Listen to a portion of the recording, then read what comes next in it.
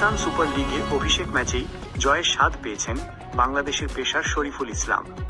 তার দল পেশাওয়ার জালমি 5 উইকেটে হারিয়েছে রাওয়ালপিন্ডি বয়েজকে, যেখানে খেলেছেন বাংলাদেশের leg spinner Rishad Hossain. Toss জিতে আগে ব্যাট করে রাওয়ালপিন্ডি 4 উইকেটে 214 রান তোলে। ওপেনার ইয়াসির খান 46 বলে 83 রানের ঝড়ো ইনিংস খেলেন, যেখানে ছিল 7টি 4 ও 6টি ছক্কা। অধিনায়ক মোহাম্মদ রিজওয়ান 32 বলে 41 রান যোগ করেন। শেষ দিকে ড্যারিল মিচেল 23 ও স্যাম বিলিংস 18 দ্রুত রান তুলে দলকে বড় সংগ্রহে পৌঁছে দেন।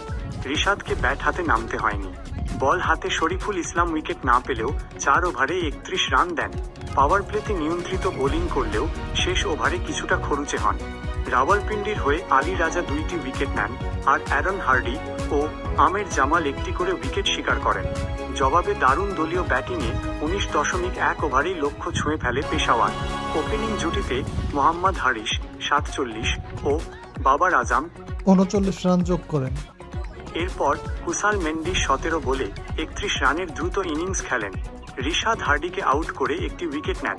শেষ দিকে আব্দুল সামাদ 11 বলে 33 রানের ঝড় তুলে ম্যাচ ঘুরিয়ে দেন। এরপর আমের জামাল অপরাজিত 17 ও মাইকেল ব্রেসওয়েল 35 রানে থেকে দলকে জয়ের বন্দরে পৌঁছে দেন। রাওয়ালপিন্ডির হয়ে আমাদ বার্ড 2টি উইকেট নেন।